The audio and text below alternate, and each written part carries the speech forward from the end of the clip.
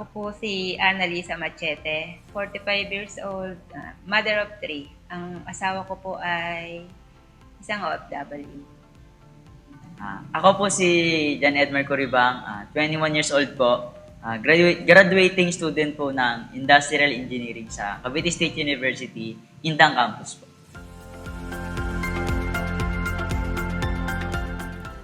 Ang tithes and offering para sa akin ay isang obligasyon, pagsunod at pagmamahal kay Lord. Dahil bilang tagasunod ng Diyos, isang masasabi kong paglilingkod ang pagiging tapat sa pagbibigay. Yung tithes and offerings po para sa akin is yung commitment and obedience ko po kay Lord.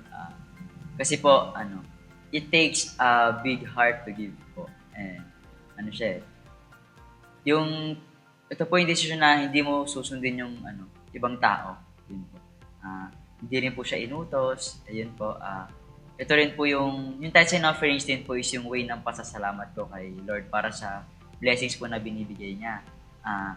Palagi po siyang nagpo-provide at gumagamit po siya ng ibang tao para po makatulong po sa akin po.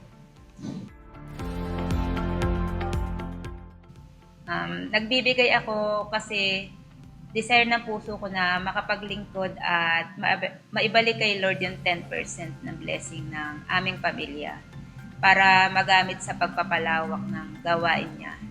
Tsaka masarap kasi sa feeling na alam mong nasisiyahan si Lord sa ginagawa natin. Huwag nating isipin na magkukulang tayo dahil kung desire ng puso mong magbigay, si Lord ang magsusupply ng lahat ng pangangailangan natin. Yun nga po. Nagbibigay po ako kasi nafe-feel ko po yung happiness and fulfillment. Since yung feeling po na, yung feeling ng nagiging belong ka dito sa church, nakakatulong ka sa simbahan, sa mga nakita natin ngayon sa loob ng simbahan, parang naging parte ka doon. Yun po.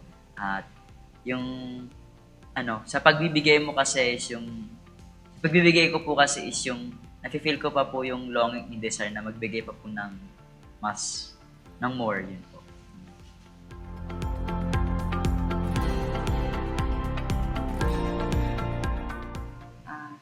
Marami ang benefits na naibibigay ng pagta-tithes and offering sa atin. Natuturuan niya tayong gamitin ng tama ang blessing na ibinibigay ni Lord. Natututo rin tayo na dumepende sa grasya ng Diyos. Yung pag-iingat niya sa ating pamilya.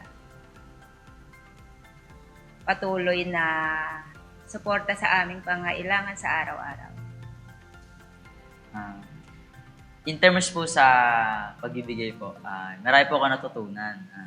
Una po is unahin po natin si Lord bagong lahat.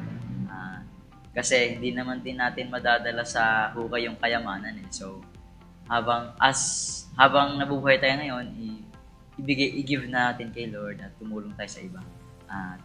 May mga times kasi na nagiging benefit siya kasi bigla nagkakaroon ka ng mga unexpected blessings. Example po is yung nangyari po sa akin kapag may mga times na kulang ng allowance, kulang ng financial aspect po sa school, ganyan. Biglang may mga mag-aabot po na tutulong po sa akin, which is, kinoconsider ko po siya ng unexpected blessings. Yun po. At yun nga po, yung isa sa mga benefits din po is yung nagiging masaya po ako sa pagbibigay. At nai-inspire pa po, nagbibigay ng marami.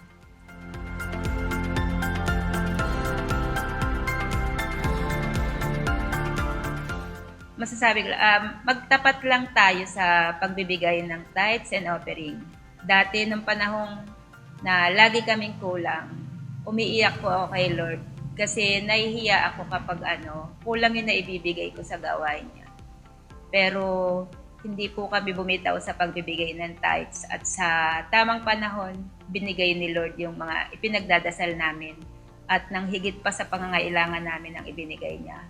Kaya patuloy po tayo magbigay, hindi lang para makatulong sa church, kundi para sa ikasasaya ng ating mga puso. Encouragement po is, ayun nga, unang-una is read the Bible, basahin niyo yung Bible kasi doon yung doon tinuturo yung kung paano yung pagbibigay kay Lord. Na pagbibigay at tandaan niyo na sa pagbibigay natin kay Lord is walang big or small amount. Tandaan natin na pantay-pantay lahat ng nagbibigay at sumusunod kay Lord. Yun lang.